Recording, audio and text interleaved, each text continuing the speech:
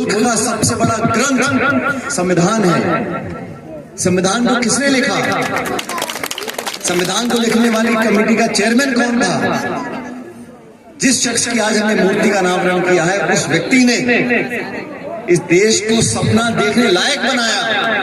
हजारों साल से इंसान रहते थे, पीढ़ी दर पीढ़ी भटकते भटकते चली गई, कोई पूछने वाला नहीं था। सपना देखने की क्षमता देना, सपने को साकार करने की ताकत देना, वो लिखा है संविधान में। और इस संविधान को सिर्फ हम माथा लगा दें, उसके साथ फोटो खिंचवा लें, उसके बारे में भाषण दे लें और अपनी करनी में, अपनी कार्रवाई में, अपनी कार्यशैली में उस संविधान की भावना को तार तार कर दें, वो अन्याय है। सरकारें बहुत सी आई हैं देश में और भी आएंगी, लेकिन जो चुनकर जाता है उसके मन में भाव रहना चाहिए कि मेरी कलम की स्याही में किसके पक्ष के लिए लिख रहा हूं, मैं कानून बना रहा हूं, उसका लाभ किसको मिलेगा। भेदभाव की भावना, ईर्ष्या की भावना, सामाजिक टकराव पैदा करना, ये सीमित राजनीतिक लक्ष्य पाने के साधन हो सकते हैं। लेकिन एक समृद्ध, विकसित, ताकतवर गणतंत्र को बनाने के लिए हमें सबको साथ लेना पड़ेगा।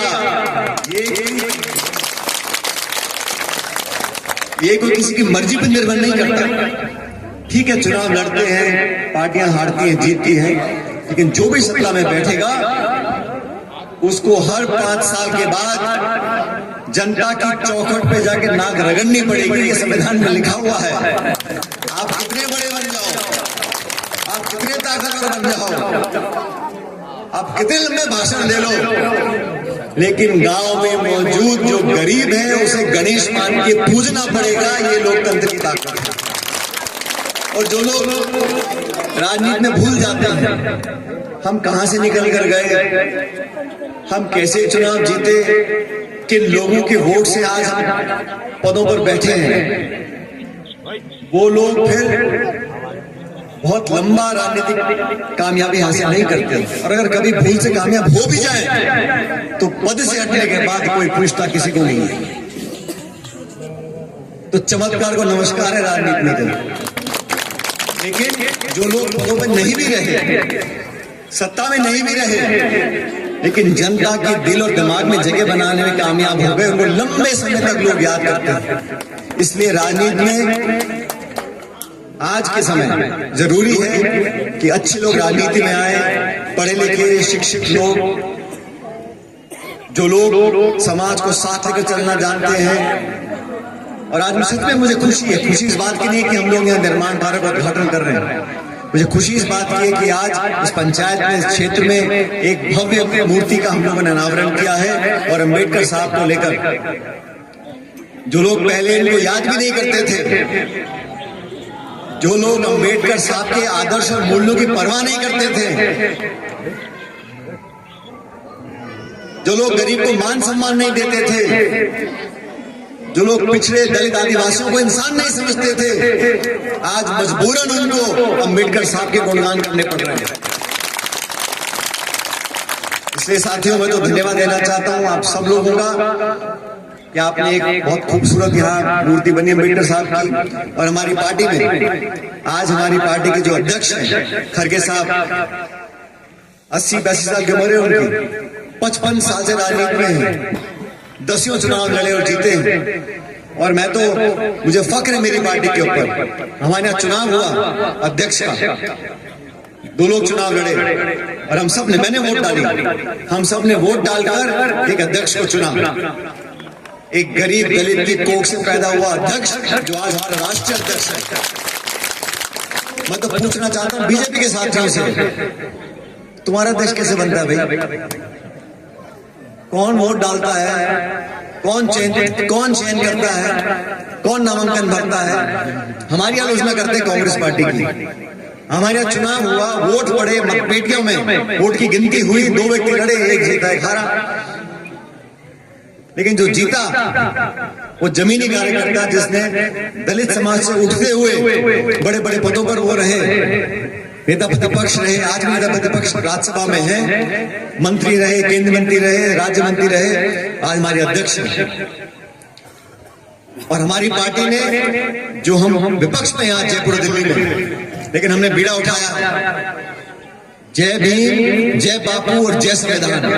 महात्मा गांधी को आपको याद करना पड़ेगा, अम्बेडकर साहब को याद करना पड़ेगा, और संविधान के संरक्षक बनकर हम लोग सब पूरे देश में पहरा देंगे।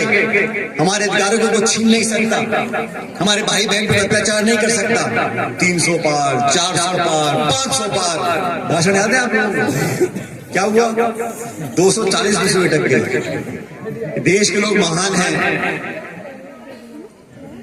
वोट डाला, लेकिन सचेत कर दिया कि संविधान से खिलवाड़ करोगे तो जनता बख्शेगी नहीं। इसलिए आप सबको मैं आश्वासन देना चाहता हूं, हम, हमारी पार्टी, हम सब लोग मिलकर 36 कौम को साथ लेकर चलेंगे। अगर आप पेशा, गरीब, अमीर, सब देश प्रदेश के लोगों को बराबर मान सम्मान मिलना चाहिए और पक्षपात के बिना विकास हो। आपके यहाँ पर जो जो काम हुए आपको बताया सरपंच साहब ने, और भी मुझे बोलते बोलते पर्चे पकड़ा दी है, इस पर भी कार्रवाई करूंगा। और यहाँ भैरव बस्ती बता रही बिजली की दिक्कत आ रही है, उसका समाधान करेंगे। काम सारे आपके होंगे, कामों को रोकने वाला नहीं है, लेकिन आप लोग इस मजबूती से हमेशा हमारे साथ खड़े रहे हो, उसका मैं धन्यवाद देना चाहता हूं। और अपनी तरफ से जितने मंच पे लोग बैठे हैं, इन सब की तरफ से आप लोगों का बहुत बहुत मैं शुक्रिया करता हूं, धन्यवाद करता हूं इस मान सम्मान का। और आपने एक अच्छा आयोजन किया, उसके लिए आपको शुभकामनाएं। भविष्य में आप 36 कौम के लोगों का हमको पूरा स्नेह मिलता रहे, इस उम्मीद के साथ आपसे विदा ले रहा हूं। बहुत बहुत धन्यवाद। राम राम साहब। हरि भैरवा जी, प्रदेश कांग्रेस कमेटी के उपाध्यक्ष, पूर्व जिला प्रमुख रामविलास जी, पूर्व विधायक निवाई से कमल जी, हमारी ब्लॉक अध्यक्ष महोदय, सरपंच साहब, प्रधानपति जी, और सभी इस सभा में मौजूद। कार्यकाल कर खत्म हो गया, पता नहीं लगा। सभी बुजुर्गों, माताओं, बहनों, नौजवान दोस्तों, बच्चों, मैं सबसे पहले इस पंचायत के लोगों को, गांव के लोगों को और 36 बिरादरी के सभी साथियों को बहुत बहुत शुभकामना देना चाहता हूं, मुबारकबाद देना चाहता हूं कि आप सबके साथ मिलकर हम सभी लोगों ने आज अम्बेडकर जी की मूर्ति का अनावरण किया है। और अम्बेडकर जी की मूर्ति की स्थापना करना, उस मूर्ति का निर्माण करना, उसका उद्घाटन करना, ये हमारे सौभाग्य की बात है। अभी सरपंच साहब ने कहा कि इतने लाख का काम हो गया, इतने करोड़ का काम हो गया, अच्छी बात है। सड़क बननी चाहिए, स्कूल बनने चाहिए, पुलिया बननी चाहिए, सब विकास के काम होने चाहिए और हो भी रहे। लेकिन साथ ही साथ इस देश में, समाज में, राजनीति में जो गतिविधियां चल रही हैं, उस पर भी ध्यान देना बहुत जरूरी है। और आज अम्बेडकर साहब की जो प्रतिमा लगी है, ये उस समय हम लोग लगा रहे हैं जहां अम्बेडकर साहब के द्वारा लिखे गए संविधान को बहुत से लोग शक की नजर से देख रहे हैं। बहुत से लोग उम्मीद लगा के बैठे हैं कि जैसी मौका मिले इस संविधान में कुछ छेड़छाड़ करके हमेशा के लिए जड़ को खत्म कर दो, समस्या को खत्म कर दो। और इतना बड़ा ये देश है, सब लोगों का योगदान रहा, बड़े बड़े लोगों ने लड़ाइयां लड़ी, कुर्बानियां दी, तब जाके देश आजाद हुआ। लेकिन देश आजाद होने के बाद जो चुनौतियां थी, उसमें संविधान के निर्माण से लेकर सामाजिक न्याय के लिए संघर्ष करना, और मैं किसी जाति की बात नहीं करता, जो वर्ग पिछड़ा है, गरीब है, दबा कुचला है, ग्रामीण क्षेत्र में रहता है, सक्षम नहीं है, अशिक्षित है, धन का अभाव है, संसाधन का अभाव है, प्रतिभाओं का अभाव नहीं है, मनोबल का अभाव नहीं है, ऊर्जा है, कल्पना है, सब कुछ है, लेकिन उन लोगों के लिए एक सोच रखना, उन लोगों के लिए आज से 70 साल पहले कानून बनाना, उन सब लोगों के लिए, मैं जाति विशेष की बात नहीं कर रहा हूं, जिन लोगों को संरक्षण चाहिए था, जो समृद्ध थे, मजबूत थे, ताकतवर थे, जमीनें थी, जायदाद थी, पैसा था, शिक्षा थी, वो तो अपना रास्ता ढूंढ लेते। 47 के बाद जिन लोगों के पास कुछ नहीं बचा, जो निर्धन थे, जो असमर्थ थे,